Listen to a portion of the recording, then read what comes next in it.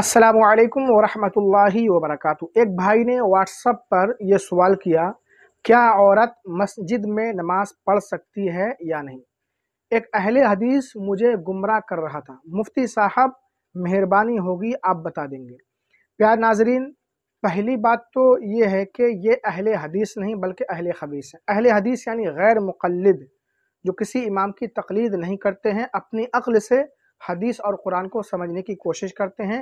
इसी वजह से ये लोग गुमराह हो जाते हैं और हर चीज़ में बस इनको हदीस चाहिए।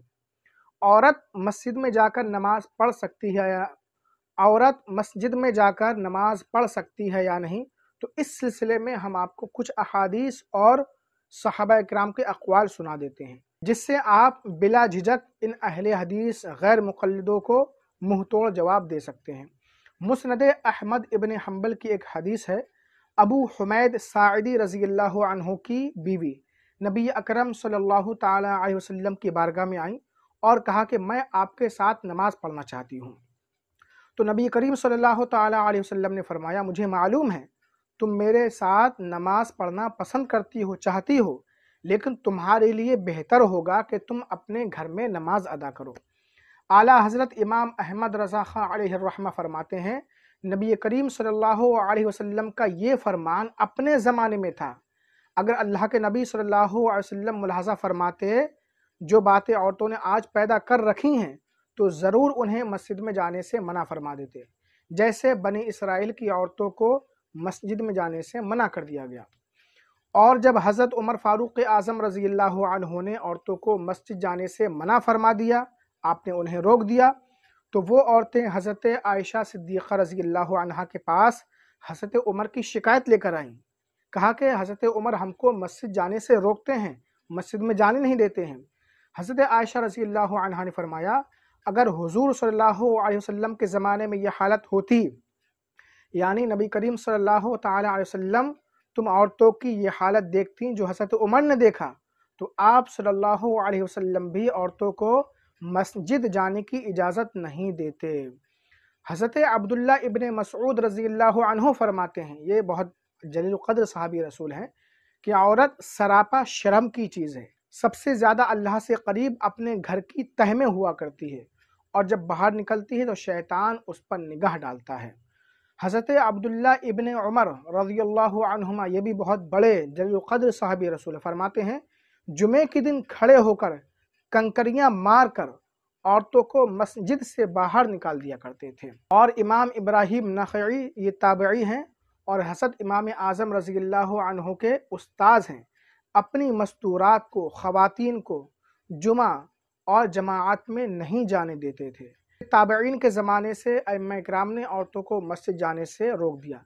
पहले तो जवान औरतों को रोका गया, फिर बूढ़ी औरतों को भी रोक दिया गया। पहले दिन में रोका गया, फिर रात में भी उन्हें रोक दिया गया। जबकि उस ज़माने की औरतें बहुत नेक, मुत्तकिया, पारसा, जाहिदा हुआ करती थीं, और आज औरतों का क्या हाल है हम सब अच्छी तरीके से जानते हैं। उस वक्त ज़माने में खैर व बरकत ज़्यादा थी और आज खैर व बरकत ख़त्म हो रही है। अल्लाह के रसूल सल्लल्लाहु ताला अलैहि वसल्लम फरमाते हैं, जो साल भी आएगा उसके बाद वाला साल उससे बुरा ही होगा। तो जब उस ज़माने में औरतों को नमाज़ पढ़ने से, मस्जिद में जाने से रोक दिया गया, मस्जिद में जाकर नमाज़ पढ़ने से, तो आज क्यों नहीं रोका जाएगा उन्हें। बाहर शरीयत में है, औरतों के लिए किसी नमाज में जमाअत की हाज़िरी जायज़ नहीं, मस्जिद में हो या हाल में, चाहे दिन की नमाज हो या रात की नमाज, जुमा हो या ईदैन की नमाज, सलातुत तस्बीह हो या आम नवाफिल की जमात, ख्वाह वो औरतें जवान हो या बूढ़ी। नाजरीन, इस मसले का खुलासा यही निकला कि औरतों को मस्जिद में जाकर नमाज अदा करना बिल्कुल जायज़ नहीं है, क्योंकि इस ज़माने में फितना व फसाद बहुत ज़्यादा बढ़ चुका है। इंसानी शक्ल में भेड़िए औरतों को नोचने के लिए घात लगाए हुए बैठे हैं।